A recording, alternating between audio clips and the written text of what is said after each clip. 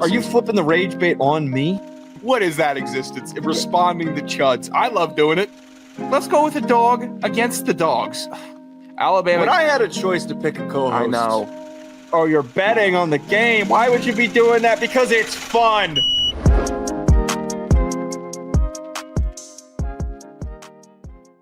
We're here to talk NFL free agency. We also got college basketball predictions coming up as well for conference tournaments at the end of this weekend. And also we're going to talk about the Players' Championship, more golf picks. I don't recall off the top of my head how we did on those on the last ones that we did for the Genesis. I know you did poorly. One of mine connected. Like, so you did recall. Well, I remember you put out some BS random takes and they were pretty bad. I got some more today. Oh, you got some more bad BS picks? Yeah, that's your specialty. It's your specialty. I don't even have a golf nickname for myself. I'm so terrible at golf. It's actually like I like giving myself a fake like gamer tag nickname for everything I do. I can't even do it for golf. It's just Sean out there chunking it up. Yeah, Chunky Sean. Yeah. But let's jump right into, by the way, reminder to everybody, hit the subscribe button if you've done so already. Hit the like button as well. Let's dive right into talking about NFL free agency. We already broke down day one, all the biggest moves, the best and worst moves. If you missed that video, go and watch those on the channel. I wanted to take some time to dig into the more underrated moves, the less heralded moves, the ones that maybe didn't get as much pub, but were more middle of the pack. What was your first most underrated free agency move? It comes from the Las Vegas Raiders, who have absolutely floored me from their free agency operations. It's not the Jalen Naylor, which is a good play. It's not the Kwity Paye, which I think will pay off. Put me down behind a barn. It is the addition, the slash addition of Quay Walker and Nakobe Dean for their linebacker core. Every time last year when it could be going to either of them, I'm giving it to both of them.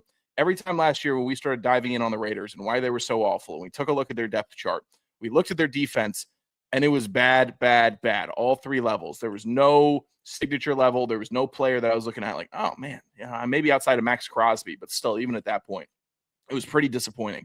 So the fact that they're adding so many starters that can just go in there, take a job, win it, and go contribute, massive. They added like 5 starters in day one of free agency. I expect that they'll add maybe one more, just given how exorbitantly they've been spending.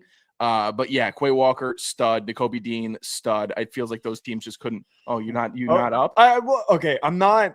I like both of them. I'm good with the praising them for the decisions to go and get them and to spend the money and to be aggressive instead of kind of just sitting on their hands and watching all the cars pass by on the side of the road. They're actually getting in on the race. Mm-hmm.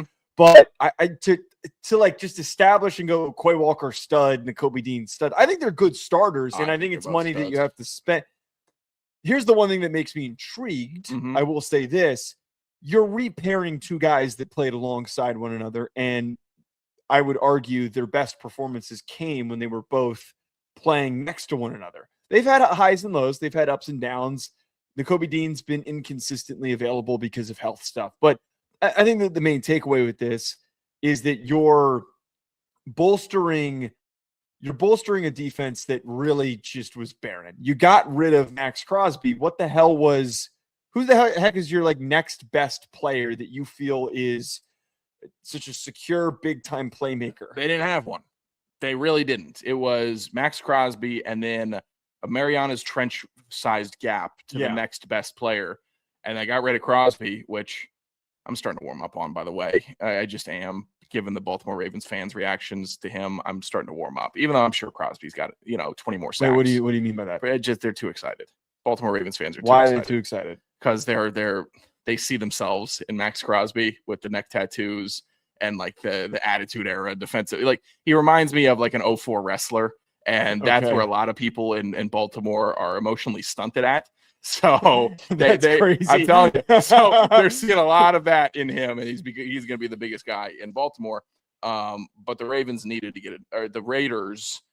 get a new look, and I think getting 2 still very young linebackers that are popping with athleticism, surging with athleticism was a very good move. Surging with athleticism is what's going to be on my tombstone. Oh yeah, he surged with that athleticism poured out of him. But I will say though, until he slipped and fell. Yeah, exactly. That's probably how I'm going to go down. And just pulling up the Raiders depth chart, like, even if we didn't have any of the free agents that they signed, it would be such a barren defense. God, Max Crosby was doing a whole lot of work. I'm telling you, that man. Team relevant. Every time we'd be talking about the Raiders, it'd be like, okay, fine. We look at you go to your offense. All right, Brock Bowers, Genty, maybe bring up Jackson Powers-Johnson, and then you get to the defensive side of the ball. You're like, what the heck? How did this even happen to a football team? How does a football team even get to this point? It's like letting yourself atrophy. Like you see these people that they do like TLC documentaries on, where it's like 45 minutes, hermit home, and it's a person that just hasn't left their house in 20 years and they're stuck to their couch, and it's like, how did you get to this point, man? What happened? You used to be someone that could walk, and now you can't, and now they're trying to learn how to walk again. Well, they sprung out off the couch, and now they're sprinting. Hopefully, the sprint pays off. My only one thing, I hate feel the like sprint. You're right about the sprint. I feel like it's easy to praise the Raiders for, again, showing aggressiveness. I just have the slight inkling of a fear of this crashing and burning. Because sometimes if you go a little too quick on the rebuild, and you're like, we're going to go and get all of these names, all of these guys, because we have all this money to spend, you're banking on and hoping that they produce, and there's an early gelling, there's early chemistry. There's going to be a lot of lifting required by all these guys, especially that linebacker room, especially Kwity Paye. I mean, you can't trot out Tyree Wilson as one of your starting defensive ends again this year. You got to Tyree. He's never been good. Oh, no. Tyree Wilson has literally never been good. He's 4 sacks last year. He's been one of the most unimpactful early first-round picks. He's less impactful than Cleveland Farrell was. Oh, no way. Come on. Cleveland was okay. I almost said Colin Farrell. I'd like to see Colin Farrell strap it up. We suit him up. You know what? It kind of reminds me of, remember when the Patriots, for like the first time ever, decided to go in on free agency, and they gave Trent Brown a mega contract, and they're like, oh, Bill Belichick's never been like they've never filled in so many spots or given out so much money in free agency, and they still kind of suck the next year. I think it's going to kind of look like that with the Raiders. But even if they kind of suck next year, it'll still be a tremendous leap from how tragic they were this season. Yeah, I'm trying to think of like a good comp maybe from – I don't even think there is a good comp. My one first underrated signing that I really was impressed with, it was one of these ones that I almost didn't even register it happened. Devin Lloyd signing a 3-year, $45 million deal with the Panthers. One of the big things that I've talked about with the draft and their needs – is them taking a middle linebacker early. I think that there was a hope that they maybe could get Sonny Styles, probably out of possibility now because of the momentum that he's built since the NFL Combine. They have a lot of pieces. They've got a lot of pieces across the board. And one of the most impactful things that you can do is plug in a quality, athletic middle linebacker. I think that Devin Lloyd, albeit the start to his career wasn't great, started to show why he got picked as early as he did by the Jaguars. And this is the right timing, I think, to tap into that.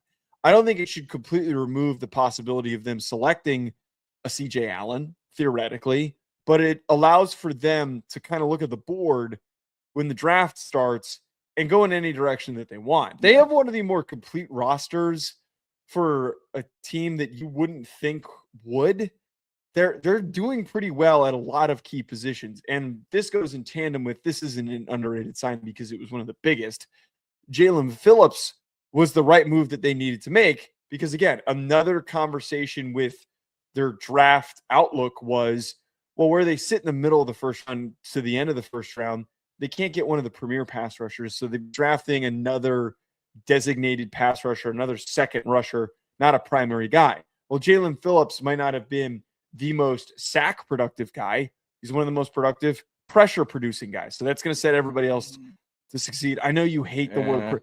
Do guys who generate pressures help others produce sacks? I know it matters. If Nick Scourton this year or Princely Umamielen randomly puts up 10 sacks, I wouldn't be shocked. Yeah, I'd be like, oh, yeah, that makes it totally plausible. They're building a legitimate defense, and the Devin Lloyd signing, it reminds me of, I know you do your golf trips. Do you play best ball with your buddies ever? Like, yeah. Mm-hmm. It reminds me of like the Jalen Phillips signing is your buddy that just hits the fairway. Get it in the fairway, and we'll have a ball that we could play, and it's a good drive.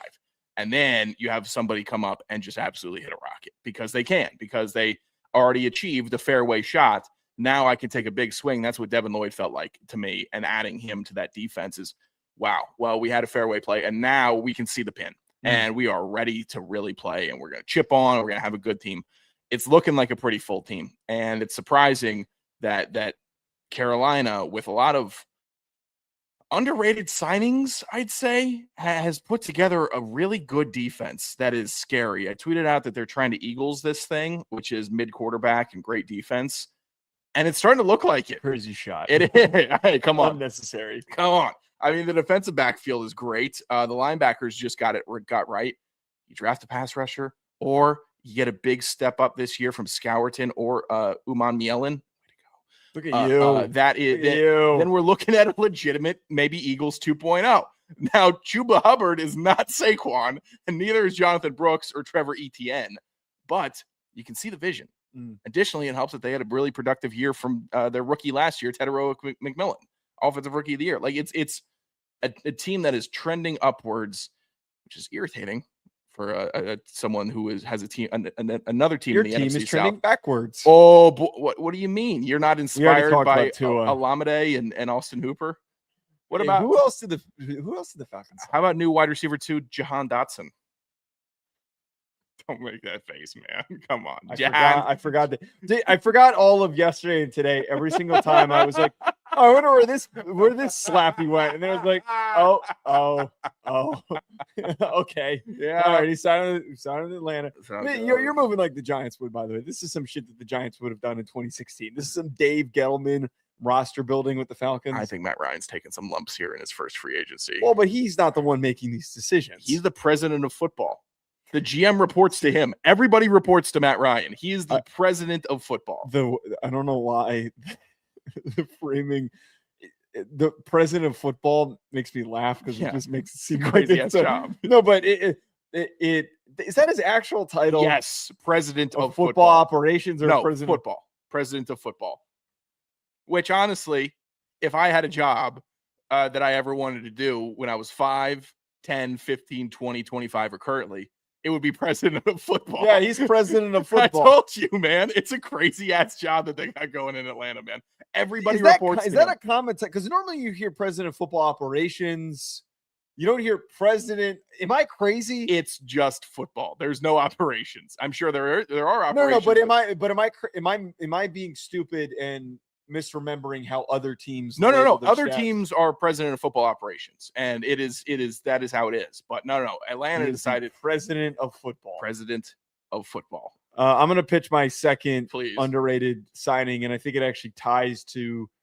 Actually, I don't love your pick for your other underrated signing. A lot of people won't. That's why it's underrated. No, I think that's just incorrect. I think that you're misunderstanding. Is that how you go? Do I through need life? to take you to dictionary school? Is that how you go? Is that how you go through life? Mr. Webster, would you step in? Mr. Merriam-Webster, would you please sit down and explain underrated to my co-host, please? Underrated means it's not getting a lot of hype. You're going with poorly rated. It's not getting a lot of hype. And you just, I get it now. Run the tape. Jamie, run the tape back, man. I get it now. As someone like you who goes through life constantly being wrong, you're 5-10, by the way, on college basketball picks. I would just like to take a quick moment to point that out. You went 0-3 on your picks this past weekend. As somebody who's constantly wrong, that can't be possible. It's clocking now because you're just going around thinking, man, my choices and my takes are so underrated. They're all my picks. They're so underrated. You're just wrong. There's a difference between the two. I cannot believe I went 0-3. That's crazy. Yeah, you went 0-3. You did mega shit. You mushed the Eastern Michigan pick. My underrated pick, though, I really like Elijah Vera Tucker going to the Patriots. The reason why I see this as underrated, it's not an overtly expensive contract. 3 years, $42 million is a somewhat big deal for an interior offensive lineman, but you're not breaking the bank.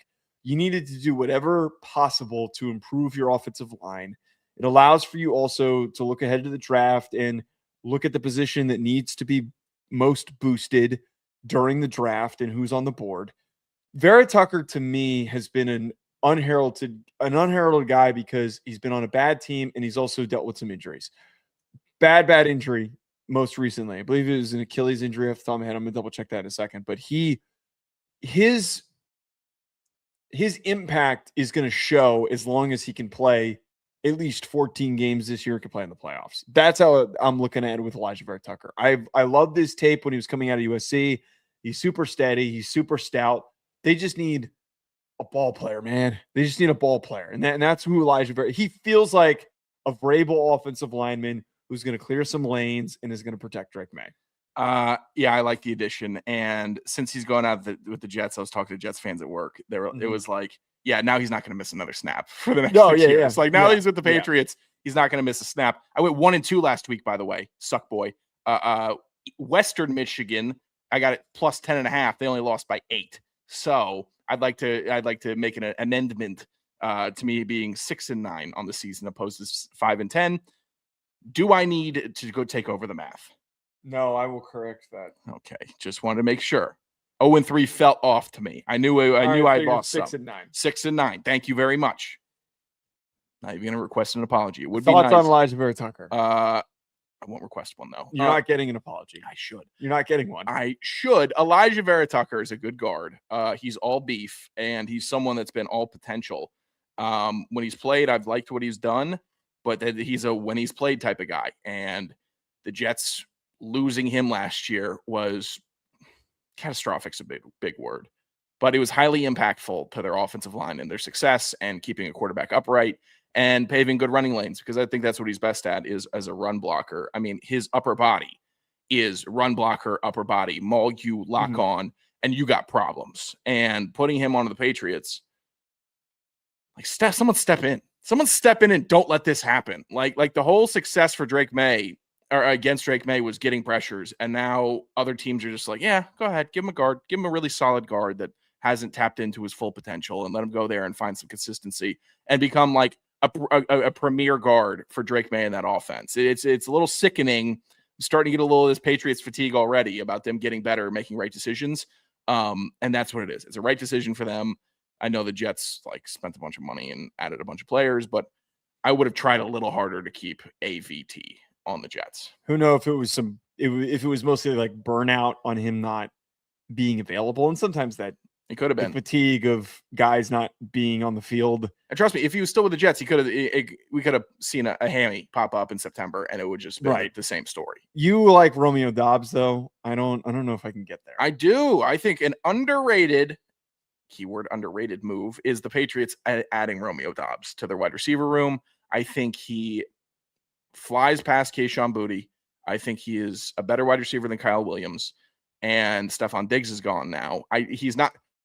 Let me be clear. Romeo Doubs is not a wide receiver one. They need to find a wide receiver one. They need to draft a wide receiver one. They need a wide receiver one. But Romeo Doubs is a fantastic wide receiver too. He'd be the best wide receiver 3 if given the opportunity to have 2 receivers better than him on a team. But he is a fantastic. I like how you're already pitching to him. You're already putting on him that he's going to get, because what happened with him, the Packers, is that they just kept bringing in guys, and he worked his way down. He moved backwards down the depth chart. So you're already putting that on him. He did, but he was got no one ahead of him. He was still the only guy on the Packers that could make a contested catch, and he did it in a Guardian cap, which I have to respect, even though I abhor the Guardian cap and the look and the aesthetic. But Romeo Doubs is a don't give an F guy, and it's obvious by his aesthetic that he's putting off with the Guardian cap as a wide receiver. They can't hit wide receivers anymore, Romeo. What are you doing? But nonetheless, contested catch king. He performed well with a good quarterback in Jordan Love. I expect that he'll perform well with a good quarterback in Drake May. It's just an addition that they needed to make. They needed to bolster. I hate the term bolster. They needed to add. Bolster is a good word. I know. I just feel like it's bolster season, and I'm trying to get out of bolster. Okay. They needed to add to that wide receiver room immensely, and Romeo Doubs is at least a very good first step to that. Bolster is a good word, but you transition to add. Yeah. I dumbed it down. I guess fortify. I guess this is the show. As 2 idiots are the ones hosting this, it's probably better that we keep things dumbed down. Fortify would have been a good word. Fortify would have been a good. I could have gone with the fortify. Maybe we should do a word of the day segment. Love a word of the day segment. Is it random word of the day? Yeah, I don't know how maybe we could guess what it means. I don't know. I'm just spitballing here. Look, here's the thing with Doubs. That was awful mid-show planning. Don't worry about it. Here's the word of the day, Chud. All right, there you go. The thing with Doubs, you got to go get AJ Brown.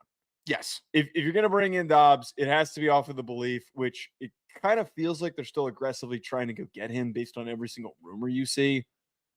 If you get A.J. Brown, this is a really solid wide receiver tandem because realistically, A.J. Brown takes over the role that Stephon Diggs had, and he's getting all the primary targets. He goes for 1,200 yards, and he gets back to his normal level of production with a quarterback who actually knows how to hit him, put the ball where it needs to be.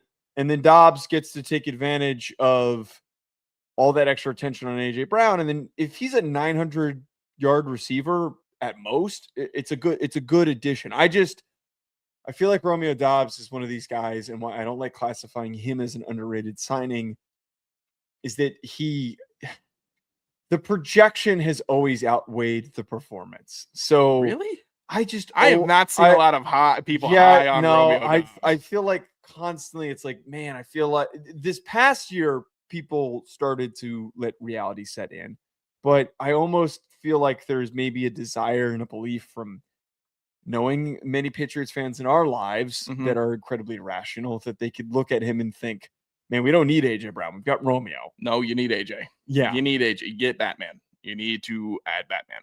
Yeah. Speaking of Batman, Geno Smith. Jets have their Batman. Oh, my God. We're big Geno Smith fans on this show. I say that very facetiously. One of the most unexpected headlines, seeing the graphic of people posting Geno Smith back with the Jets in his old uniform. Yeah. It's not even a jersey swap. No. And I kept seeing it. I was like, oh, this is someone's doing a bit. Because the other thing that people love to do on Twitter is they love to reshare old headlines. The amount of times I saw Giants signing Kenny Golladay, the amount of times I saw that over the past 4 days, maybe wanted to put my head through the wall. I thought it was fake. But lo and behold, this is true. This is real. Raiders are exchanging late picks, and they're also going to be taking on most of his contract. Geno Smith is going to be paid the veteran minimum by the Jets. So this is really low risk, incredibly low reward. Geno was bad this past year, 6.8 yards per attempt, 17 interceptions. I mean, just was comically bad compared to the hype that he received. Yeah. There is still a version in there that Geno plays solid football. The problem is anyone who has paid attention to the Jets and paid attention to him on the Jets, I have zero faith that it happens in New York. There's one thing that is the most inevitable, and it is if you failed with the Jets, some way, somehow, they're going to find a way to drag you down further. They're just going to find a way. Does he have a better infrastructure, better receivers, better offensive line than he did with the Raiders? He does. I got to see better decision-making. I got to see better play calling. I don't know if the Jets are going to suddenly have a better offense this upcoming year. There's a lot of things that need to go Geno's way for me to feel like this isn't anything more than just go out there, be giga dog shit. Okay. Do what you just did for the Raiders, and you just got a Mendoza.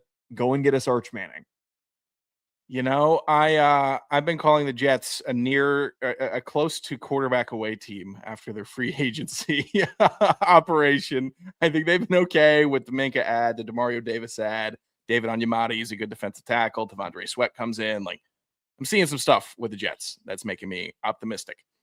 Now, Geno Smith is like, I'm not sure if it's the Hadron Collider, but he is like those particles, the electron particles, where if you observe them... I'm going to time you out here. This is not a show that you should attempt to explain science. If you observe them, you can't really see them, but and their behavior changes when you look away. And I think Geno is kind of like these particles where... We're not just made that up. I can't question if that was made up or real or not. When we're not looking at Geno, you need to get in some late night YouTube interesting topics here. You need to start going. I don't know. Colliders. I don't trust late night Sean to have accurately absorbed that information. But I think I did here. Geno's behavior with expectations and while being observed under a microscope is what we saw with the Raiders this past year, where everybody was gassing him up. Watch out for Geno. It's Geno season. Geno, best deep ball passer in the NFL. It's ridiculous. You're putting a ridiculous observation on this particle where let's look away. a little bit. Let's look away and kind of forget about Geno Smith and the Jets, and maybe they'll win some ball games. And maybe they'll surprise us. And maybe Geno Smith will do what he did in Seattle, where we didn't pay it second mind. Nobody was sitting there talking about Geno Smith having a resurgence in Seattle until it happened, until they were actually winning games, and until Geno Smith was putting up big numbers. So him going back to the Jets, while it's the Jets and they're tragic and they're one of the worst teams in the NFL, and they easily could be a bottom 3 team drafting for a quarterback lottery next year, they also could be a team that surprises us. It is. They also could be, Joe. Stop, Joe. I'm telling you, man. I'm telling you, they could be a team that surprises us. No, you're doing a bit. Now you're doing a bit. You're doing a ridiculous bit right now, and it's dog shit, and I hate it. It's not. You need to be able. Who do you think you are? The Jets could surprise us. Now, what do you? They brought in Geno Smith. That's right, they did. What about that makes you think that there's some sort of surprise? I think that is the surprise that they can get worse? No, is that it what would the not. Surprise is? I don't think they could do worse. I don't think they could do worse after their free agency haul, adding Geno, bringing back Breece Hall. Garrett Wilson has the best quarterback he's had since being a Jet. Maybe Aaron Rodgers. He's not better than Aaron Rodgers. I don't know. Limpy Aaron Rodgers versus Limpy Geno. Aaron Rodgers is better than Geno Smith. Oh. Did you? How many Raiders games did you watch? Too many, buddy. Yeah, I got too exposed to him as well. I gotcha. Watching the Giants versus the Raiders might have been one of the most insufferable experiences that I have endured. It's like trying to watch that game, and seeing how bad he was. The only thing that makes me feel a little bit secure that there is some sort of something that can be kind of salvaged out of this is that I really do believe that the Jets have one of the best young offensive lines in the NFL. Yes. I think that it is trending towards becoming, especially if they maybe drafted somebody in the second round or wherever this year, could end up becoming a top offensive line in the league. I think it is totally plausible that when this team finally becomes competitive, it will occur. I think best case scenario for this team next year. Because there's really no other moves that they're going to make that are going to be otherworldly. You take Arvell Reese, you have all these new bodies. Your defense is incredibly disruptive. It is a young, budding defense. Aaron Glenn, not ready for that. Concurrently, starts to show some promise, and he gets the buy-in of, all right, the defense looked better. But I think that this offense is a sinking ship. I just do. Because I just don't feel like Geno is the type of player that is going to really maximize this. Because again, there was this I'm with you. Annoying glazing that happened with Geno. And it was almost like you were talked down to about Geno Smith by everybody that thought that they were a savant. He was very trendy. Because he was the unique pick. He was like, you don't think that Geno's good? Have you watched Geno? He wasn't. He was completely inflated in how he was performing with the Seahawks. And it all came full head when he was forced to be some sort of igniter for the Raiders. You're expecting him to be the igniter for the Jets. I expect them. And what I was talking about with the surprise is that Geno plays them out of a top 3 draft pick and gets them 6 to 7. I wasn't saying like playoff surprise. I see a lot. You can't be that reckless with words like that. I'm telling you, the surprise is that they are, drafting at like 10 next year, 9 or 10. Like that is the surprise. I mean, that would be not. Watch out for the wild card team Jets. No, we're not making the playoffs with Geno. Come on. That would be the most Jets thing possible. I will say this, by the way. You think I thought the Jets were going to make the playoffs? I think that I started scolding you, and I think that you changed That's the tune. Crazy, Joe. I think that's absolutely crazy. I'm sure. Okay. Give me the tune. Here's the one thing, though. I had this take on Best Spot Available with the Ryan Roberts. I said that whichever team, depending on how the quarterbacks shake up and the seeding goes, depending on who takes what spot, is going to reveal which team likes Ty Simpson the most. I thought that was going to come to fruition. I think that this is an implication that they would be strongly considering it. From my understanding, I don't think that they like Ty Simpson, from what I have heard, but I feel like that this and the Cardinals move, they're trying to like out-suck you. Go ahead. They're trying to be more shit than the other. I had to cut myself. Oh, I had to okay. cut myself off. You had it. They had to outdo one another at being bad. Sure. I think Jacoby's better than Geno Smith. Mm-hmm. So I think that I do wonder if this is a solution to have a backstop for if Ty Simpson's not on the board, and if he's still there with their second pick in the first round, that they could take Ty Simpson. I don't think anybody wants Ty Simpson. I completely disagree with that. I think the market for him is hot. I think it will be hot. You think people are thinking that they're going to turn Ty Simpson into a playoff winning quarterback? Why don't you like Ty Simpson? I'm fine with Ty Simpson.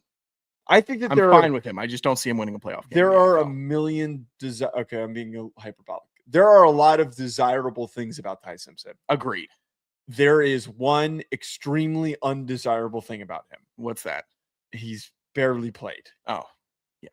Having a small sample size of starts in one season. But he played in the SEC, and they're so tough, and they're putting out so many NFL Oh, wait. Oh, no. The Big Ten's going to have more NFL players drafted this year. Oh, no. What is this? Okay, that has nothing to do with the point. Am I putting in a narrative? Pardon me. I think that now that the Dolphins have taken themselves out of the mix to even consider doing it, the Cardinals are picking too high to take Ty Simpson third overall. I don't think the Dolphins have taken themselves out of the mix. I think they're looking at Malik Willis as they have a comically stupid situation, by the way. I think Ty Simpson has played more college games than Malik Willis has played NFL games. The problem is though, Sean, they're paying over $150 million of their upcoming salary cap to players not on the roster. They then follow that up by paying a large contract to a quarterback who has never played. And I like Malik Willis. I want Malik Willis to work. I just find it hard to believe that they would follow that up with, hey, Malik, we're going to also take a player that is going to be directly competing with you and not helping you win. That roster's not good. No, it's not. They're definitely in a tank situation. Uh-huh. I actually think it sucks. I think they can be competitive in the near future, but they just got to clear all that fat. They got to cut all the fat off. They got to go for a run next year. They cut fat quarterback Tua out, but they are not. I'm not going to. Which version of Tua is going to show up in Atlanta? By the way, I think we're going to get a Zionification of Tua. Here's the problem: Tua, he's going to start eating all that good food in Atlanta, man. Dude, I am telling you, he is going to be obese. Help me with my timeline here. Okay. When Tua stepped in, and the national championship game, right? Uh-huh. That was after 2016. That wasn't in the Georgia Dome. That was in Mercedes-Benz Stadium, correct? Like when Tua made that play, was that in 2017? Are you trying to build a case for Tua being good off of when he played? I don't remember what in stadium Atlanta it was. It was definitely in Atlanta. So but I don't think it was all Dome. You're going after. I'm looking for something, buddy. I gotta find. Can I find something? Can I look for one lead to make me think that Tua could have some success? By the way, Jets will be better than Dolphins. Jets are also going to be better than the Falcons. Let's move on here to let's talk a little college basketball, Sean. Let's talk a little college basketball. We can't give out midweek picks like we've been doing, or also, quite frankly, picks for the weekend because of the fact that conference tournaments are happening. There's a million games happening at once, so we will not have lines to pick from that will be timely. That being said, we are going to share our two favorite futures bets for conference winners at the end of this week. My first pick that I'm going to deliver here. I really like UVA at plus 700 to win the ACC. I have been a big Duke glazer. I have aggressively glazed Duke. And I think that they still have a shot to do damage in the tournament. But with the two injuries that they suffered, I think that is going to derail them during their tournament run.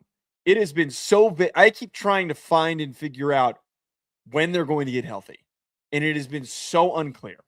I think that this UVA team is solid. I think that they have the opportunity to get revenge and to be able to win in the championship against them in the ACC championship game. Look, plus 700. I don't hate going against Duke when they got Caleb Foster going down and uncertainty lying afoot. Duke always feels like a team that's going to go all out to get a 1 seed. I feel like they pride themselves on being 1 seeds. Plus 700 is kind of crazy for a team that's lost 2 players. I know that's for right for like the next team up. That's why I would grab that. That's why I'm grabbing that now is the timing of it. For that to be the odds be that long. It's a big gap for Duke still to be favored. And they're a good team. I'm not going to run that down. Shire did a great job with that team this year. They've got absolutely dominant players. I don't have a full team. And the full team conference tournament run, what happens if you just get by one game? What happens if you just squeak by and then you got to show up right the next day and not squeak by? I think these basketball teams are a little fickle now. Not a lot of continuity and bravery. Yeah, it's fine with me. My first future Big 12 champion, Chalk Sean back at it. Arizona plus 110. Love this Arizona team. I love the Arizona team all year. Arizona's made me a ton of money all year. Koa Pete is a fantastic player. Maybe my favorite player in college basketball this season. Just a strong, studly forward that jams it with authority. Braden Burries has been great. Very fan fiction of you to describe him that way. That's what he is, Joe. I'm telling you. He's like a superhero out there. He's a non-fat Zion with Zion on the brain. He's not lethargic. He's not slow, but he's explosive. So I like this Arizona team. I'm staying chalky with it. Big 12's got great teams. It's going to be a good conference tournament, but Arizona's been my horse all year. My only problem, I just decided immediately when I was doing notes for this, I'm like, I'm not touching the Big 12. I feel like the Big 12 is a chaos agent, and I don't want to put my hand in the hornet's nest, man. What are you, yella? Yeah, I am yellow, man. I am. Because does Iowa State randomly pick up some steam? Does Houston potentially end up making noise? No, I wouldn't go Iowa State, maybe. I wouldn't go with Texas Tech with their injury issues as well. The one biggest wild card that comes with all of this is Kansas. They're the most that's the boogeyman volatile team where one game they look like dog ass and then the next Darren Peterson's popping off. And I think that they're past. I think that Darren Peterson has taken enough heat for his whole lack of commitment and buy-in and him stepping out of games. I feel like they're kind of past that. And I feel like I can't say with certainty because it's so unclear. I am not drinking that Kool-Aid, but I will acknowledge the Kansas boogeyman that they could come reaping anytime that they want to. So it's it's a little sweaty if you're looking at it and you're looking at how deep the Big 12 is. But Arizona, I've just enjoyed watching them so much this season. I made a good amount of money from Arizona basketball, so I'm happy about them. Another team that's made me a lot of money. I'm going to go with Michigan. I'd only getting them at minus 105 to win the Big 10. I mean, I was scrolling when I was going through all the odds. I was like, they're only minus 105. They feel like the biggest no-brainer, which I'm shocked that you're going with another Big 10 team as your other pick.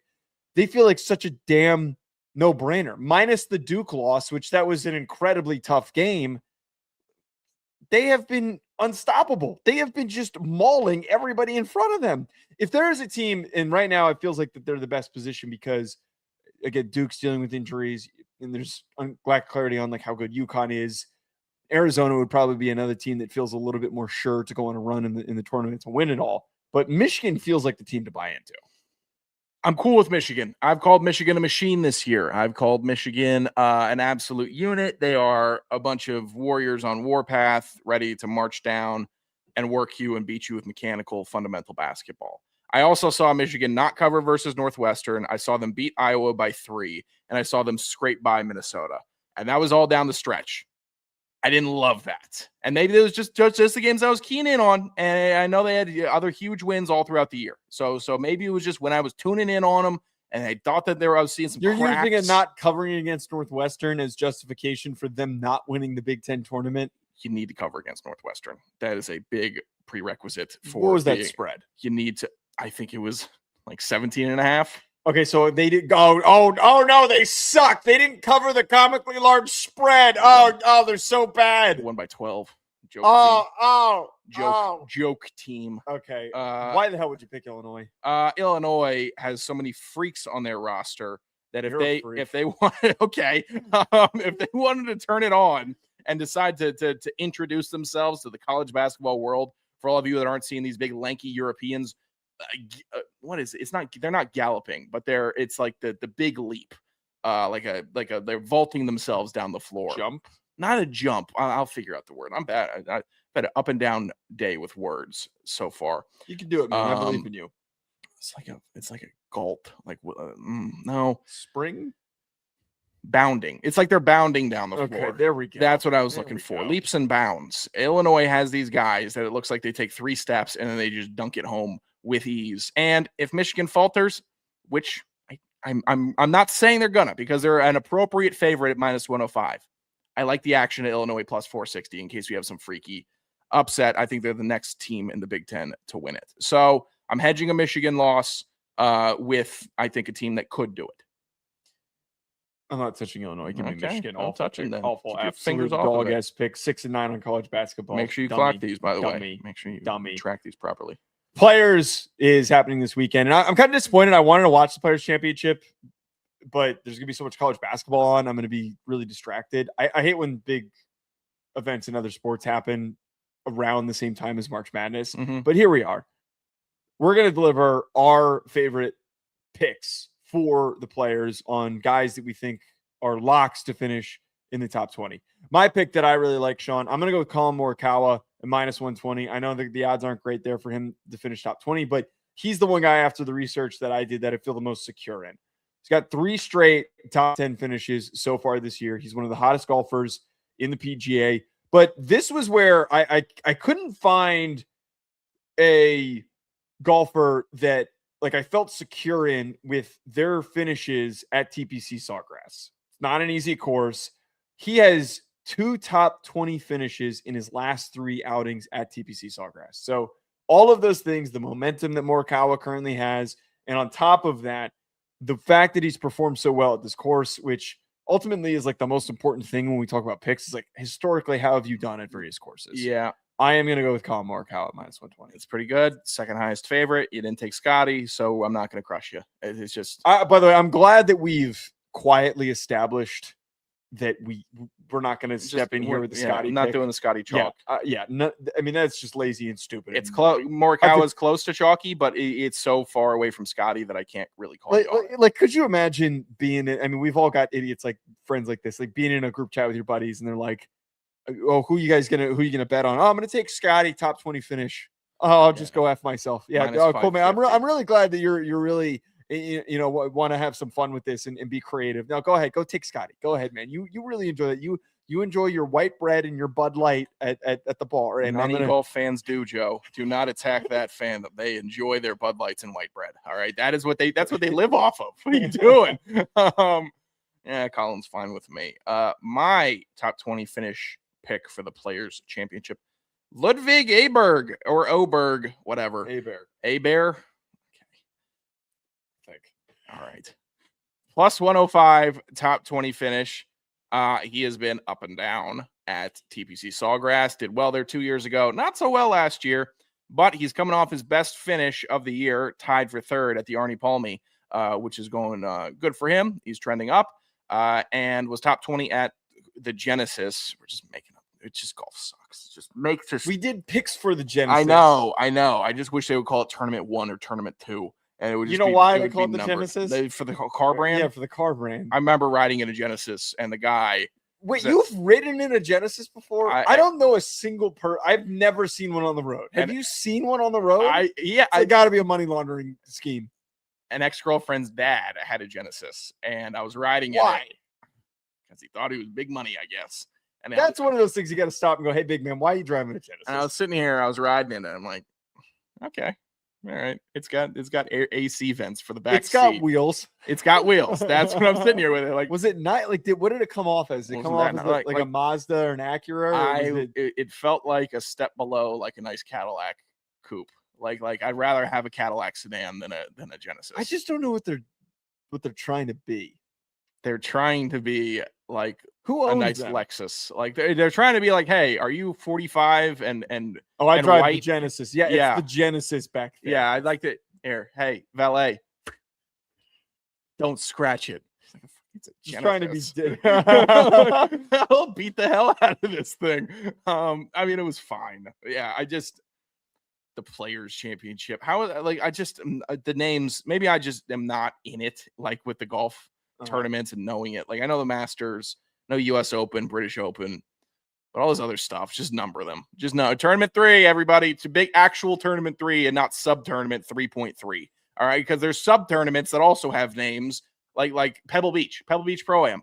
Why is Pebble Beach like a pro-am, and two, like it's supposed to be it's supposed to be this legendary ass course, and we're just doing it with all of the celebrities so Mark Wahlberg can shoot it 300 out down the middle. Like I'm good off the pro-am and Pebble Beach. Play a real championship at Pebble Beach then. So okay, wait. Do you have anything else to add here on A-Bear? I finished top 20, you coward. that's my now, man. Awesome. The golf. This happens every time I get it. Like start talking golf or playing golf. It's too much. All right, everybody. That's going to be it from us. Make sure you hit that subscribe button, hit the like button as well. We will talk to you later.